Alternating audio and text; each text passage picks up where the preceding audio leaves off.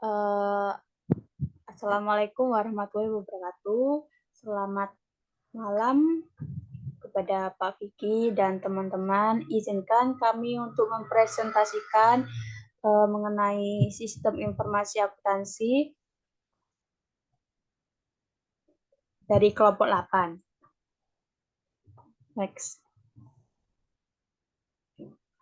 Izinkan kami memperkenalkan diri kami terlebih dahulu. Nama saya Nirmala Nur Oktavia Jelas Nasri dengan NPM belakang 166. Kenalkan, nama saya Alexandra Soraya dari NPM 164.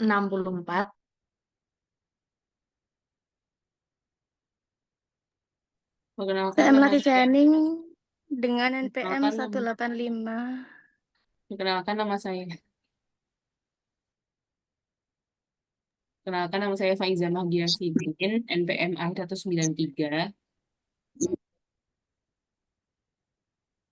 Perkenalkan, nama saya Ayunda Mentari, NPM 168. Perkenalkan, nama saya Melina Meliardi, NPM belakang 171.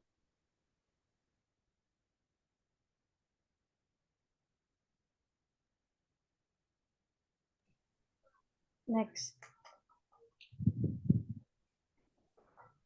Di sini kami akan membahas subbab, yaitu yang pertama kebutuhan informasi, yang kedua proses bisnis, lalu yang ketiga sistem informasi akuntansi, yang keempat contoh bidang AI digunakan, yang kelima keuntungan blockchain, yang keenam keputusan awal. Next. Selanjutnya akan dipresentasikan oleh teman saya.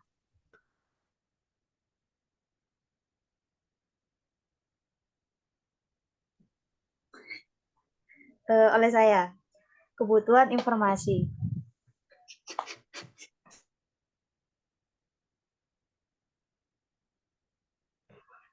Sistem adalah serangkaian metode, prosedur, dan rutinitas terperinci yang menjalankan aktivitas tertentu, melaksanakan tugas, mencapai sasaran atau tujuan, atau memecahkan satu atau beberapa masalah. Sebagian besar sistem terdiri dari subsistem yang lebih kecil yang mendukung sistem yang lebih besar. Misalnya, perguruan tinggi bisnis adalah sistem yang terdiri dari berbagai departemen yang masing-masing merupakan subsistem. Data adalah fakta yang dikumpulkan, dicatat, disimpan, dan diproses oleh sistem informasi. Bisnis perlu mengumpulkan beberapa jenis data seperti aktivitas yang berlangsung. Sedangkan informasi adalah data yang telah diorganisasikan dan diproses untuk memberikan makna dan konteks yang dapat meningkatkan proses pengambilan keputusan. Next.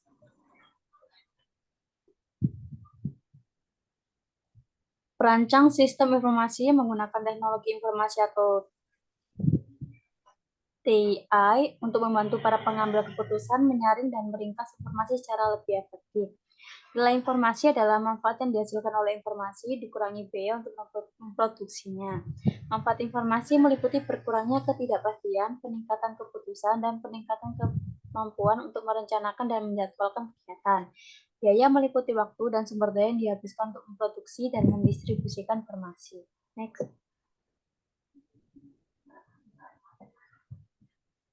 Kebutuhan informasi dan proses bisnis. Proses bisnis adalah serangkaian aktivitas dan tugas yang saling terkait, terkoordinasi, dan terstruktur yang dilakukan oleh seseorang, komputer, atau mesin dan membantu mencapai tujuan organisasi tertentu.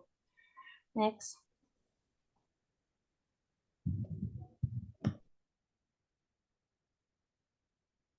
Selanjutnya adalah proses bisnis. Di proses bisnis terdapat transaksi. Transaksi yaitu suatu kesepakatan antara dua entitas untuk bertukar barang atau jasa, seperti menjual persediaan dengan imbalan uang tunai. Peristiwa lainnya yang dapat diukur dalam istilah ekonomi oleh suatu organisasi.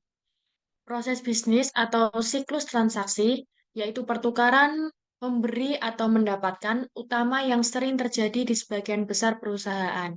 Pertukaran ini dapat dikelompokkan menjadi 5 proses bisnis utama atau siklus transaksi. Yang pertama ada siklus pendapatan, yaitu aktivitas yang terkait dengan penjualan barang dan jasa dengan imbalan uang tunai atau janji di masa mendatang untuk menerima uang tunai.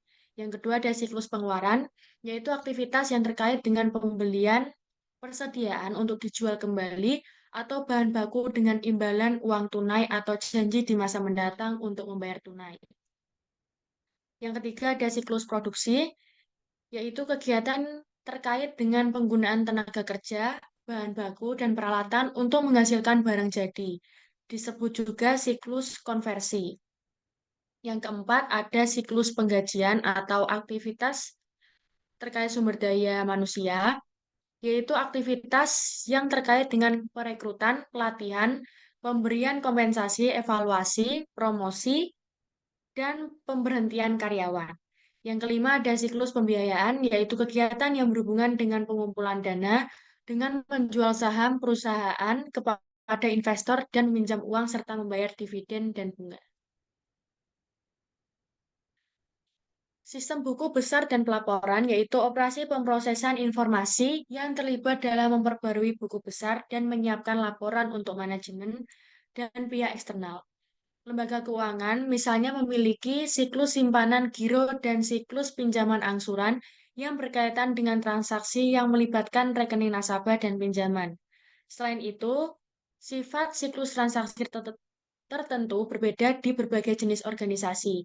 Misalnya, siklus pengeluaran perusahaan jasa seperti akuntansi publik atau firma hukum biasanya tidak melibatkan pemrosesan transaksi yang terkait dengan pembelian, penerimaan, dan pembayaran barang dagangan yang akan dijual kembali kepada pelanggan. Setiap siklus transaksi dapat mencakup banyak proses atau aktivitas bisnis yang berbeda. Setiap proses bisnis bisa relatif sederhana atau cukup rumit.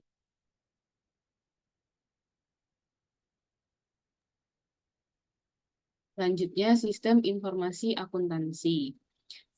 Sering dikatakan bahwa akuntansi adalah bahasa bisnis. Jika memang demikian, maka sistem informasi akuntansi adalah kecerdasan sarana penyedia informasi dari bahasa tersebut. Akuntansi adalah pencatatan transaksi keuangan suatu organisasi secara sistematis dan menyeluruh. Seperti pada gambar, menurut definisi, akuntansi adalah sistem informasi karena sistem informasi akuntansi mengumpulkan, mencatat, menyimpan, dan memproses data akuntansi dan data lainnya untuk menghasilkan informasi bagi para pengambil keputusan. Ada 6 komponen dalam SIA. Yang pertama, orang-orang yang menggunakan sistem. Kedua, prosedur dan instruksi yang digunakan untuk mengumpulkan, memproses, dan menyimpan data. 3, data tentang organisasi dan kegiatan bisnisnya. 4, perangkat lunak yang digunakan untuk memproses data. 5, infrastruktur teknologi informasi termasuk komputer dan perangkat periferal dan perangkat komunikasi jaringan yang digunakan dalam SIA. 6, kontrol internal dan langkah-langkah keamanan yang melindungi data SIA.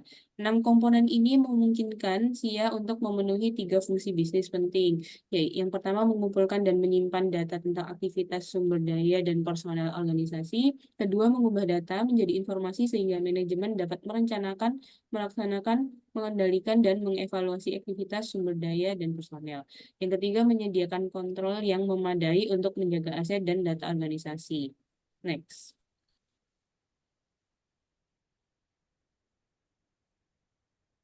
Bagaimana sistem informasi akuntansi dapat menambah nilai bagi sebuah organisasi? Yang pertama, meningkatkan kualitas dan mengurangi biaya produk atau layanan. Kedua, meningkatkan efisiensi. 3, berbagi pengetahuan. 4, meningkatkan efisiensi dan efektivitas rantai pasokannya. 5, memperbaiki struktur pengendalian internal. 6, meningkatkan pengambilan keputusan. Sistem informasi akuntansi dapat menggunakan AI dan analitik data untuk pengambilan keputusan. SIA dapat membantu dalam proses pengambilan keputusan dengan menyediakan informasi untuk mengurangi ketidakpastian, memberikan umpan balik tentang efektivitas keputusan sebelumnya, menyediakan informasi tepat waktu, dan mengidentifikasi situasi yang memerlukan tindakan manajemen. Next.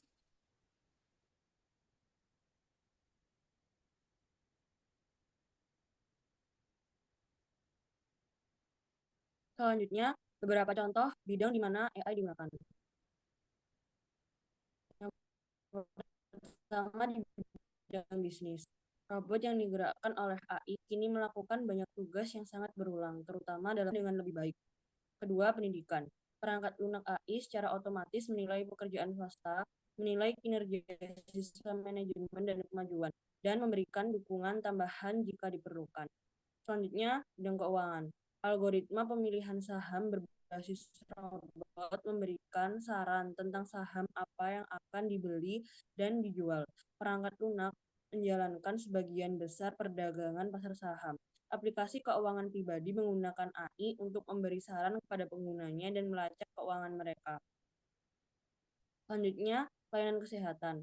AI dapat membuat diagnosis yang lebih baik dan lebih cepat daripada manusia, sehingga meningkatkan hasil pasien dan mengurangi biaya. Misalnya, dokter dapat menggunakan IBM Watson untuk menambah data pasien, mengevaluasi gejala mereka, mengakses basis dan eksternal, mengkomunikasikan diagnosa dan seberapa yakin Watson terhadap diagnosis tersebut, serta menerima dan menjawab pertanyaan dokter.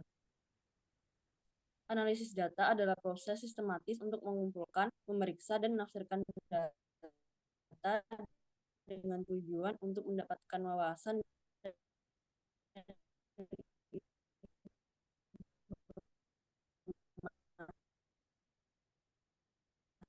yang berguna. Next, yaitu catatan digital individual yang disebut blok, yang dihubungkan bersama menggunakan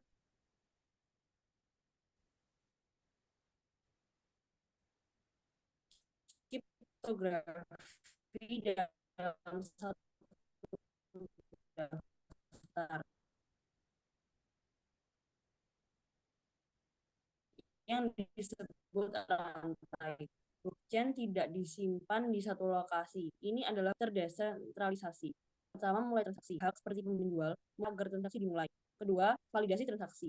Transaksi dikirim ke kode jaringan peer-to-peer yang menggunakan algoritma untuk memfasilitasi detail transaksi secara bersamaan. Selanjutnya, buat blok.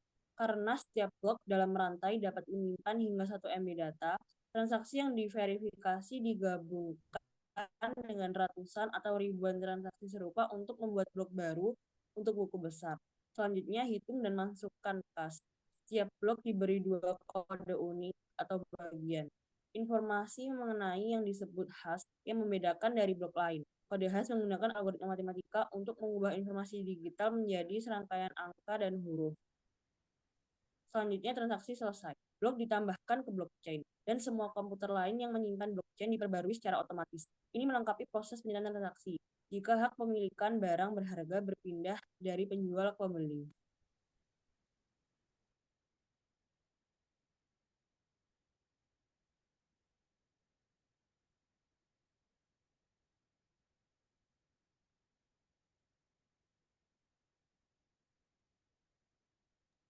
Selanjutnya, saya akan menjelaskan mengenai keuntungan-keuntungan dari penggunaan blockchain itu sendiri. Yang pertama adalah akurasi. Transaksi menggunakan blockchain ini diverifikasi oleh ribuan komputer yang terhubung dalam jaringan, bukan oleh manusia yang rentan terhadap kesalahan. Bahkan, jika komputer membuat kesalahan komputasi, kesalahan tersebut tidak akan menyebar ke seluruh blockchain, kecuali setidaknya 51% komputer jaringan memvalidasi kesalahan tersebut. Kemudian yang kedua adalah transparansi. Data blockchain bersifat transparan, artinya semua detail transaksi termasuk nama pengguna, peserta, jumlah transaksi, tanggal dan waktu transaksi, dan siapa yang melakukan transaksi terbuka untuk dilihat semua orang di blockchain. Ini termasuk regulator, auditor, dan lain-lain yang berwenang. Kemudian yang ketiga adalah konsistensi data. Dalam sistem lama, data seringkali berada di beberapa basis data dan pencarian data jadi rumit. Data juga tidak bisa konsisten di antara basis data, dengan beberapa di antaranya diperbarui dan yang lainnya tidak. Dengan blockchain ini, data disimpan di satu lokasi saja. Kemudian yang selanjutnya adalah kepercayaan.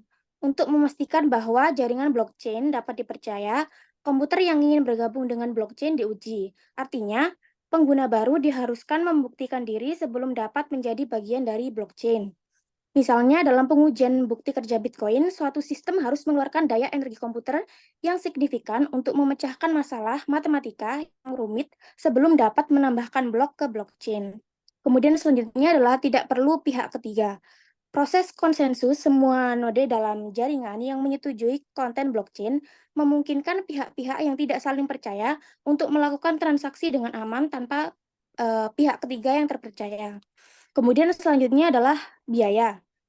Blockchain menghilangkan biaya verifikasi pihak ketiga oleh manusia dan banyak biaya pemrosesan transaksi. Kemudian yang selanjutnya adalah desentralisasi. Dengan menyimpan blockchain di semua komputer jaringan, resiko data yang disimpan secara terpusat dapat dihilangkan. Misalnya, jika salinan blockchain diretas atau disusupi, hanya salinan tersebut yang terpengaruh. Hal ini mengurangi atau menghilangkan persyaratan tradisional untuk pencadangan file dan basis data. Next.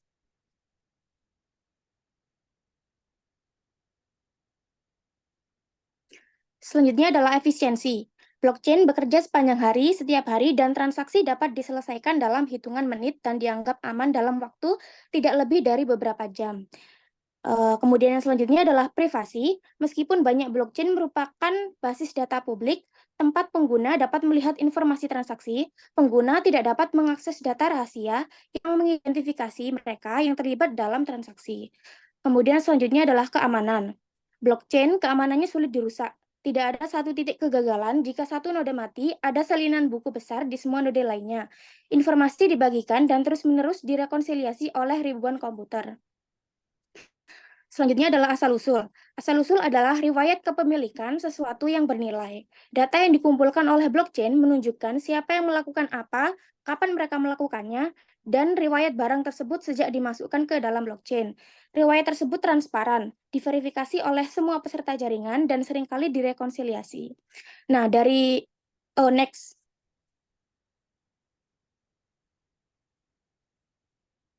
Dari kelebihan tersebut, ada juga kekurangannya. Yang pertama adalah biaya.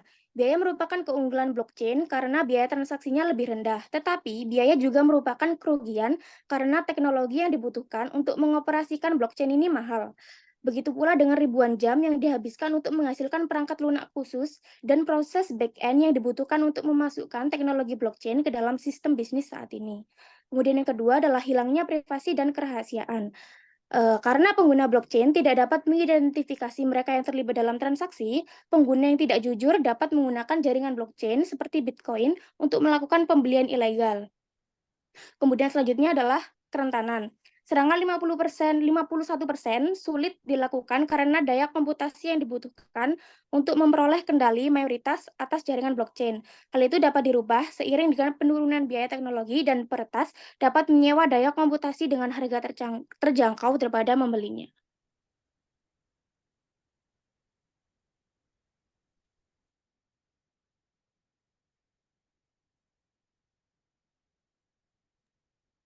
Selanjutnya ada komputasi awan, virtualisasi, dan Internet of Things. Virtualisasi memanfaatkan kekuatan dan kecepatan komputer modern untuk menjalankan beberapa sistem secara bersamaan pada satu komputer fisik. Nah, hal ini memangkas biaya perangkat keras karena lebih sedikit komputer yang perlu dibeli. Kemudian ada Internet of Things atau IoT, mengacu pada penyematan sensor di banyak perangkat, lampu pemanas dan pendingin, udara, peralatan, dan lain-lain. Sehingga perangkat tersebut sekarang dapat terhubung ke internet. IoT ini memiliki implikasi yang signifikan untuk keamanan informasi. Kemudian ada komputasi awan. Komputasi awan ini memanfaatkan lebar pita tinggi jaringan telekomunikasi global modern untuk memungkinkan karyawan menggunakan browser guna mengakses perangkat lunak dan dari jarak jauh.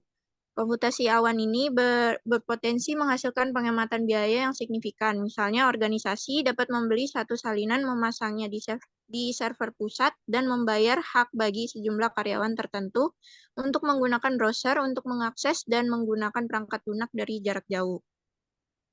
Next.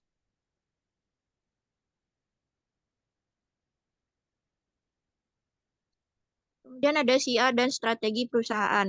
Nah, perkembangan TI itu dapat mempengaruhi strategi bisnis. Internet memangkas biaya secara drastis, sehingga membantu perusahaan menerapkan strategi berbiaya yang rendah. Nah, jika setiap perusahaan menggunakan internet untuk mengadopsi strategi berbiaya rendah, maka dampaknya itu adalah persaingan harga yang ketat di antara perusahaan. Nah, sistem informasi manajemen atau SIA itu suatu organisasi memainkan peran penting dalam membantu organisasi tersebut mengadopsi dan mempertahankan posisi strategisnya.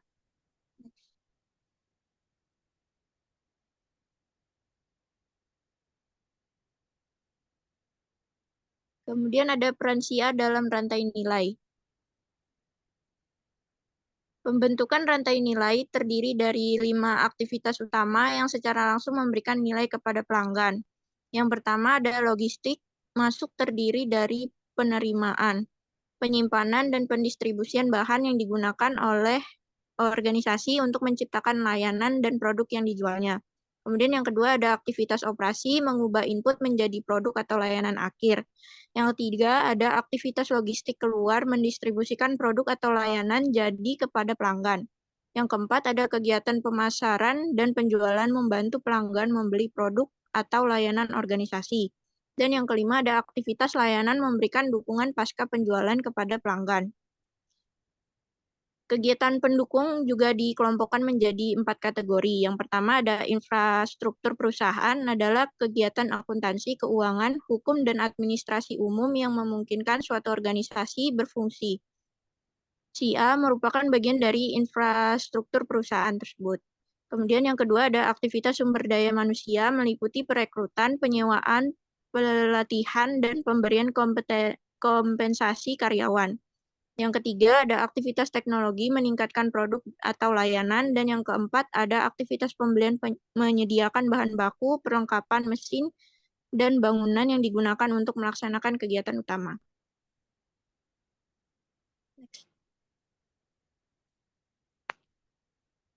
Sekian presentasi dari kelompok kami. Terima kasih.